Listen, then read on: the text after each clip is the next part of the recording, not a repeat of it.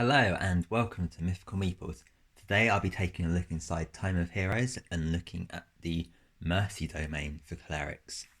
For those of you who don't know, Tome of Heroes is a D&D book for the 5th edition of the game by Kobold Press. It contains a multitude of player options, so you've got a whole new range of subclasses, about 8 for each class. You've got new races, sub-races, whole range of spells and backgrounds, magic items, new weapon options. There's a whole host of things in here, a bit of something for everyone. As I mentioned though, today we'll be looking at the Mercy domain for clerics. So the Mercy domain is one that focuses on two contradictory sides of Mercy. There's the side that believes in healing instead of harming, and the other side that believes in ending the lives of those who suffer.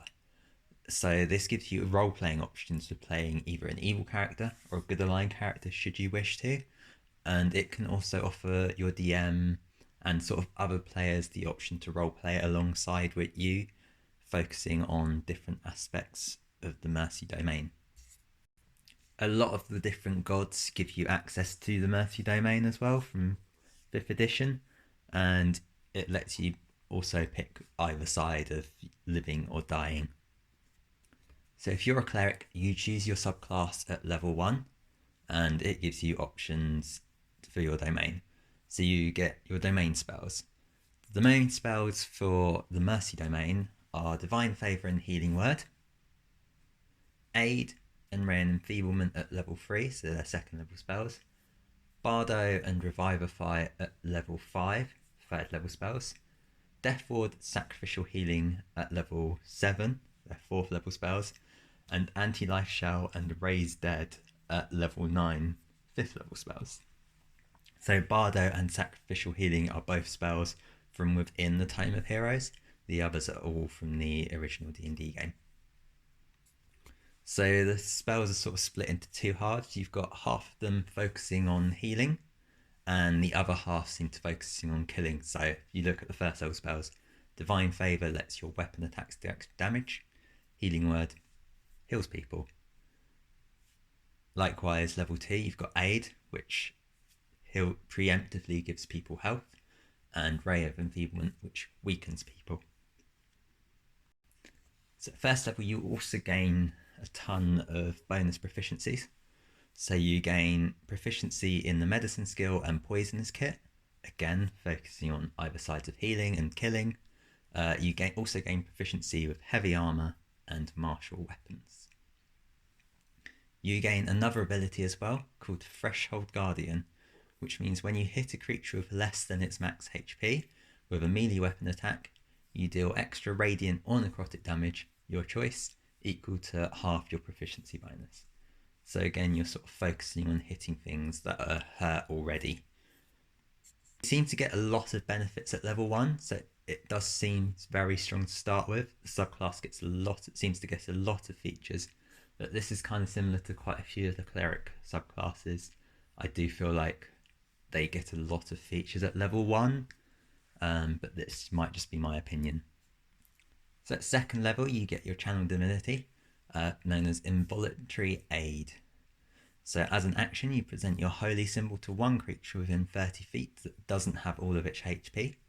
Must make a wisdom saving throw or take radiant damage or necrotic damage, your choice, equal to 3 times your cleric level on a fail or half as much on a success. You then choose one friendly creature within 30 feet that regains a number of hit points equal to the damage taken. So it seems fairly well balanced. You've got this focus on targeting one creature and healing another creature, and this is a theme throughout the entire subclass and its abilities. And this ability does seem fairly well balanced overall. So at level 6, you gain Bolster Living. So when a creature you can see within 30 feet of you dies, you use your reaction to give a friendly creature within 30 feet a bonus to attack and damage rolls equal to half your proficiency bonus until the end of its next turn.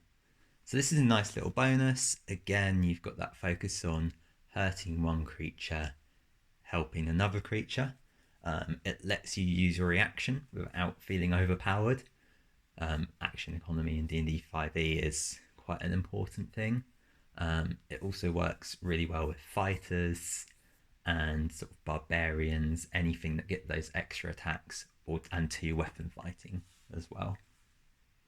It's a bit like a magic weapon effect where you get the +1 plus to your attack roll and damage roll, but without making it a magic weapon, and it lasts for essentially their turn. So it's great if you're fighting lots of hordes, but if you're not only fighting sort of one creature, you're not going to get most use out of it. So it depends what you're coming up against in your D&D sessions as to how useful it will be. Level 8, you get Divine Strike of Mercy. So once on each of your turns, when you hit a creature with a weapon attack, you deal an extra 1d6 radiant or necrotic damage, your choice, to the target. If the target dies, a friendly creature you can see within 5 feet of you regains hit points equal to half the damage dealt, or you do if no friendly creature meets the criteria. So the damage increases to 2d6 at level 14. So this sort of follows the standard Cleric trend, where you do extra damage at level 8 when you hit things with a melee attack, and you obviously hit them harder.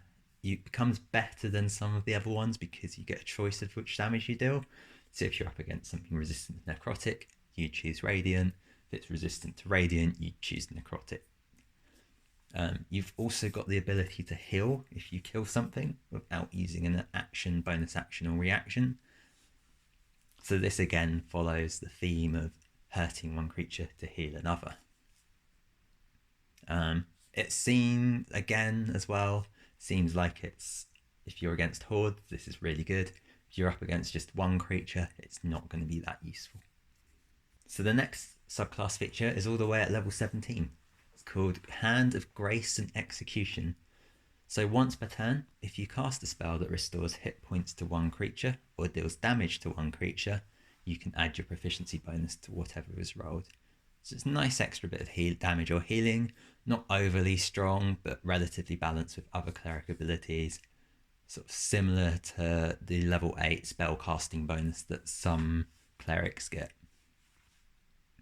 So obviously if you're casting something like Healing Word, you do 1d4 plus your spell casting modifier.